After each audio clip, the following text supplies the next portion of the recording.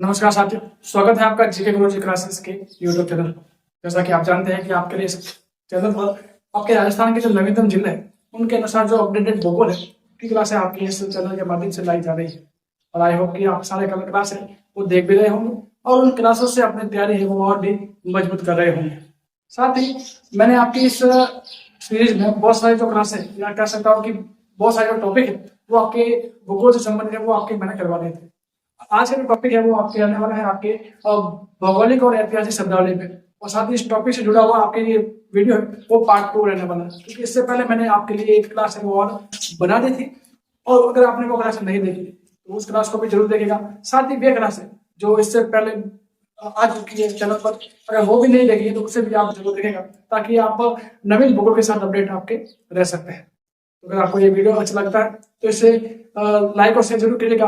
साथ ही जो चैनल पर नए हैं चैनल को सब्सक्राइब जरूर कीजिएगा, ताकि ऐसी और भी इंफॉर्मेटिव वीडियो आपके लिए लाई जा सके। चलिए शुरू करते हैं आज की हमारी क्लास।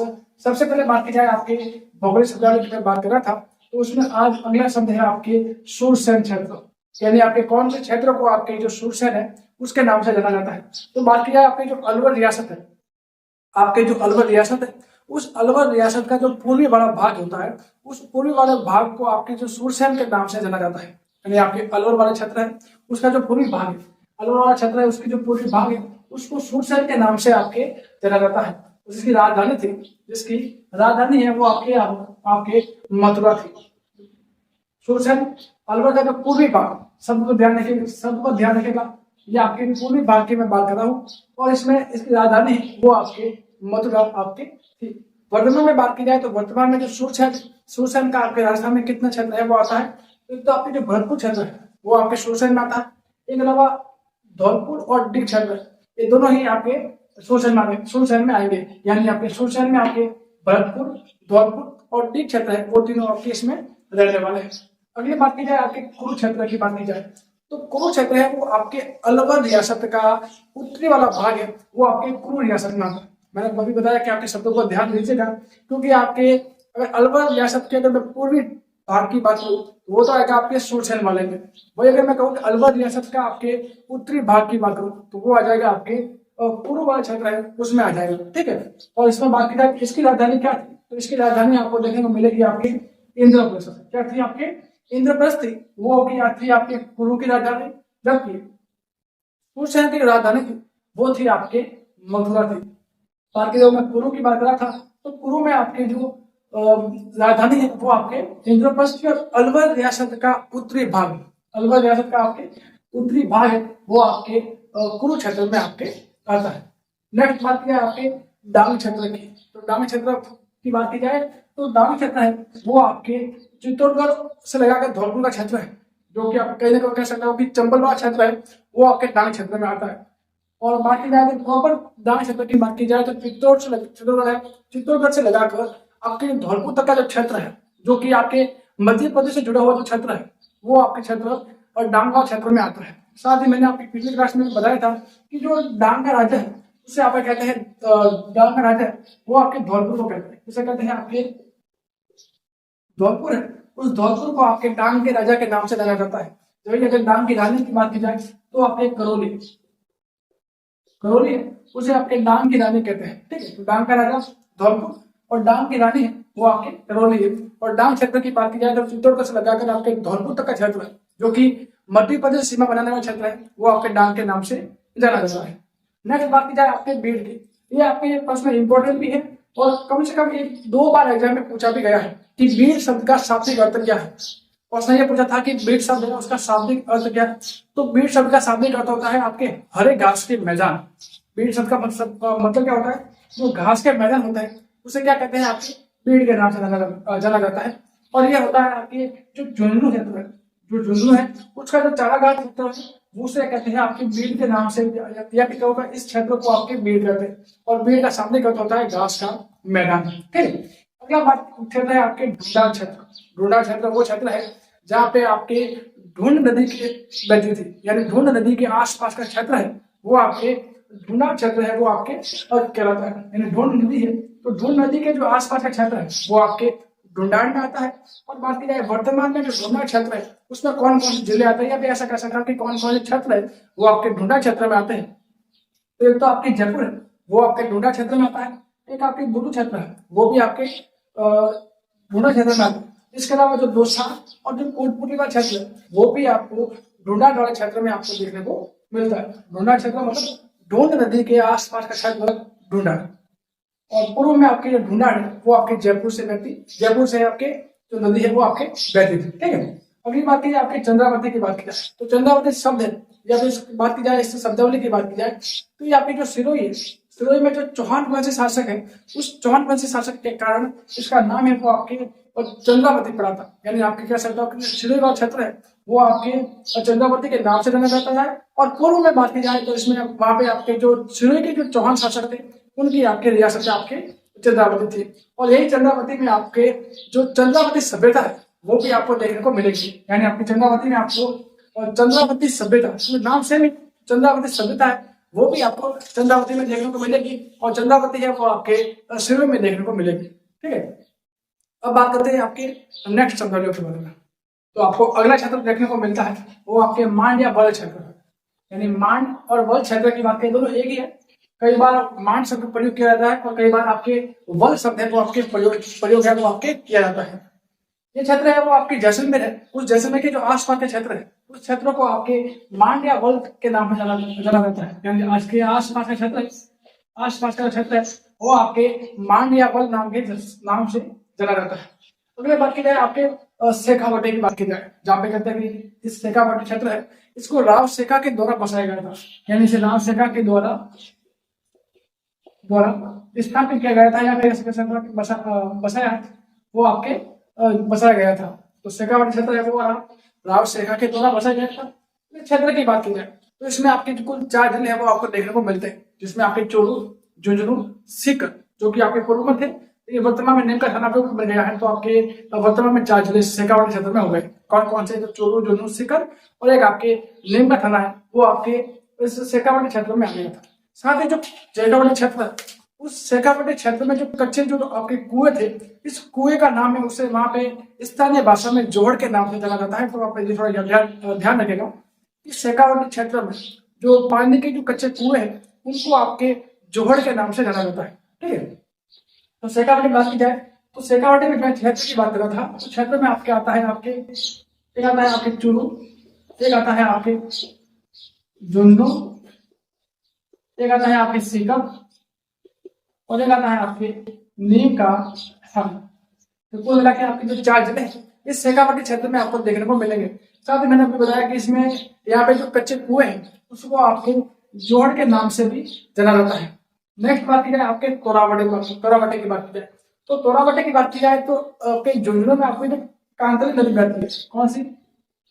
कांतली नदी है वो आपकी कांतली नदी बहती है। और इस कांतली नदी के आसपास का क्षेत्र या फिर मैं कह सकता हूँ कि कांतली नदी का जो बेसिन क्षेत्र है उस बेसिन क्षेत्र को आपके तोरावटी के नाम से आपके जाना जाता है। यानी कांतली नदी का बेसिन क्षेत्र है, नदी बेसिन क्षेत्र, कांतली नदी बेसिन क्षेत्र है वो आपके तोरावटी के नाम से जाना जाता है।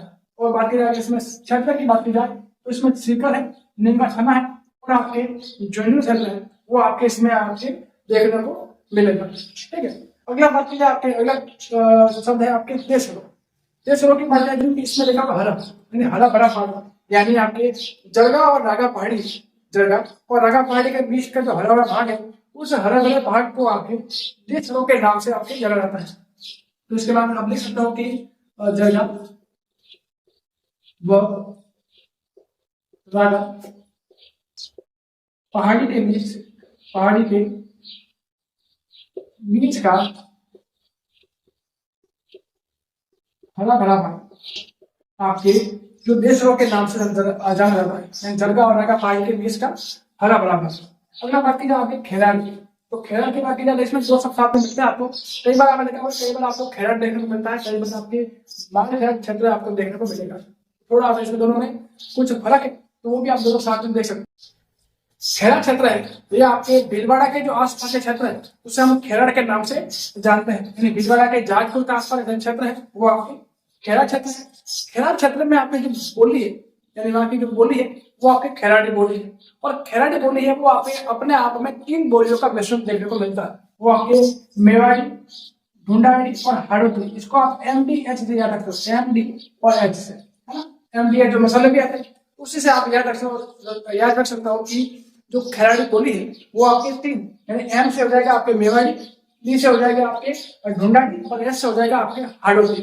तो कुल मिला के तो 3 बोली है, उनका जो मिश्रण है वो आपके खैराटी बोली है। और साथ ही एक बार आपके एग्जाम में ये भी आया प्रश्न था कि राजस्थान की जो कौन सी बोली है उसे राजस्थान का कॉकटेल के नाम से जाना जाता है।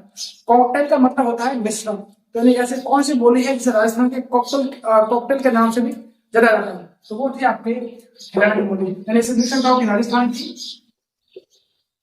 की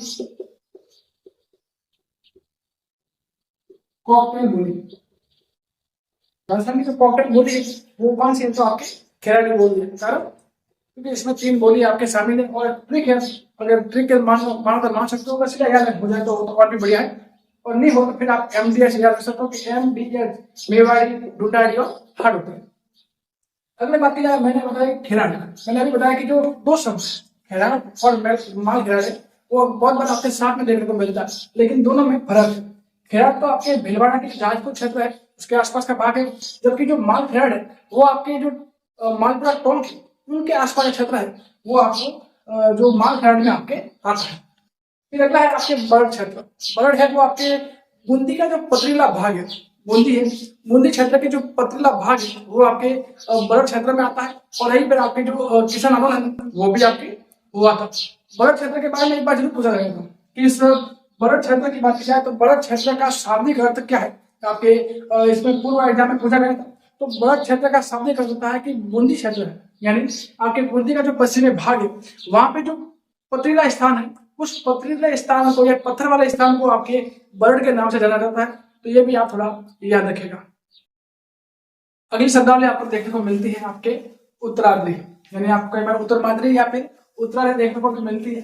ये आपके जो बिजोलिया क्षेत्र है, उस बिजोलिया क्षेत्र के जो आसपास का क्षेत्र है उस क्षेत्र को आपके जो उत्तरमाद्री है उसके नाम से जाना जाता है। और आपके जो यहाँ से बिजोलिया शिलालेख मिला था उस बिजोलिया शिलालेख के अनुसार इस क्षेत्र को विजयावल्ली है, या जो कि बिजोलिया का ही पुराना नाम है, क्योंकि इसी शिलालेख के आधार पर हम बता पाएंगे कि आपके जो उत्तरमाद्री है वो बिजोलिया, या फिर ऐसा कह सकता हूँ कि जो विजयावल्ली है उसके आसपास का क्षेत्र है वो आपके था। और इसका जो प्रमाण है वो हमें आपके बिजोलिया शिलालेख के वहां से मिलता है। नेक्स्ट बात की जाए अगला क्षेत्र आपके अगला शब्द है वो आपको देखने को मिलता है आपके रुमा। रुमा शब्द की बात की जाए तो ये आपकी जो सांबर झील है उस सांबर झील के जो आसपास का क्षेत्र है वो क्षेत्र आपके रुमा शब्द के नाम से जाना जाता है। साथ की बात की जाए यहाँ से एक प्रकार का नमक मिलता है, रुमा है। रुमा से आपके या फिर रुमा के आसपास का क्षेत्र है, या फिर ऐसा कह सकता हूँ कि सांबर झील के आसपास का क्षेत्र है, वहां से एक प्रकार का आपके नमक मिलता है। उस नमक को आपके रोमक के नाम से जाना जाता है। तो यानी आपके रुमा है, रुमा सांबर झील के आसपास का क्षेत्र है, और उस आसपास के क्षेत्र की बात क्षेत्र है और क्षेत्र में आपके जो नमक की प्राप्ति होती है, और उस नमक को आपके रोमक के नाम से जाना जाता है। तो थोड़ा आप ध्यान रखिएगा। अगले शब्द की बात की जाए आपके अनंत गोचर। अनंत गोचर की बात की जाए तो गोचर का मतलब होता है आपके चरवा भूमि, मतलब जहाँ जो पशुधन है वो आपके जहाँ पे चरते हैं या फिर जो चरवा भूमि है जहाँ, उसे कहते हैं आपके गोचर भूमि कहते हैं। गोचर भूमि की बात की जाए, और साथ ही ये आपके शब्द है आपके अनंत गोचर। तो अनंत गोचर है वो आपके सांबर झील है, या फिर कह सकता हूँ कि सांबर है, उस सांबर से लगाकर जो सीकर तक का क्षेत्र है, सांबर से लगाकर आपके सीकर तक का क्षेत्र है, वहां तक की जो चरवा भूमि है या फिर कह सकता हूँ कि गोचर भूमि है, उस गोचर भूमि वाले क्षेत्र को आपके अनंत गोचर के नाम से जाना जाता है। तो आप दोनों ये ध्यान रखिएगा कि आपके गोचर का मतलब होता है चरवा भूमि, और साथ ही आपके अनंत गोचर का मतलब होता है सांबर से सीकर तक का जो गोचर भूमि या फिर आपके चरवा भूमि है उससे कहते हैं आपके अनंत गोचर के नाम से जाना जाता है। अगला शब्द देखने को मिलेगा आपको कांठल, जो कि आपके इंपॉर्टेंट भी है, और कांठल आपके कई बार आपके एग्जाम में पूछा भी गया है। तो कांठल क्या है, तो माही नदी के आसपास का आपके क्षेत्र है वो आपके कांठल क्षेत्र आपके कहते हैं। तो कांठल आपके माही नदी के आसपास का क्षेत्र, माही नदी वही जैसे कहते हैं आपके आदिवासियों की जो गंगा है उसके नाम से जाना जाता है। राजस्थान के दक्षिण में बहती है, यानी एक मात्र नदी है जो राजस्थान के दक्षिण में ही बहती है और दक्षिण से ही वापस बाहर निकल जाती है। एक बार एग्जाम में पूछा गया था कि राजस्थान की ऐसी कौन सी नदी है जो राजस्थान के दक्षिण से प्रवेश करेगी और वापस दक्षिण से ही बाहर निकलती है, तो वो थी आपके माही नदी है। ठीक है, और बात की जाए माही नदी की बात की जाए तो मैंने बताया कि माही नदी के जो आसपास का क्षेत्र है वो आपके और कांठल के नाम से जाना जाता है। और कांठल की बात की जाए तो मूल रूप से बात की जाए तो आपके जो प्रतापगढ़ है, प्रतापगढ़ जिले में जो माही नदी बहती है और उस क्षेत्र के आसपास का क्षेत्र है वो आपके कांठल कहलाता है। तो कांठल में आपके एक तो आता है प्रतापगढ़ और एक बांसवाड़ा। लेकिन अधिक हिस्से की बात करूँ ना तो सबसे अधिक जो हिस्सा है वो आपके कांठल वाला सबसे अधिक हिस्सा है वो आता है आपके प्रतापगढ़ में, जबकि कम हिस्सा है वो आपके आता है आपके बांसवाड़ा में बात करें। कांठल में ही आपको एक देखने को मिलेगा कांठल का ताजमहल। क्या देखा मिलेगा? कांठल का ताजमहल, और वो है आपके स्थित है प्रतापगढ़ में। और वो कहते हैं आपके वहां स्थित है तो काका जी की दरगाह, काका जी की दरगाह है। उस काका जी की दरगाह को आपके कांठल का ताजमहल के नाम से भी आपके जाना जाता है। तो कुछ आपकी जो महत्वपूर्ण शब्दावली थी जो कि आज हमने इस वीडियो में कवर की है। बाकी जो थोड़ी बहुत जो शब्दावली बची है वो हम आने वाले जो क्लास है उसमें आपके कंप्लीट आपके करने वाले हैं। और उसके बाद में राजस्थान की जो जीके राजस्थान की जो भूगोल है उसमें जो भी और टॉपिक है उन सभी के बारे में हम डिटेल से और वो नोट को आपके नोट में पैटर्न है तो उस पर आपके पढ़ने वाले हैं।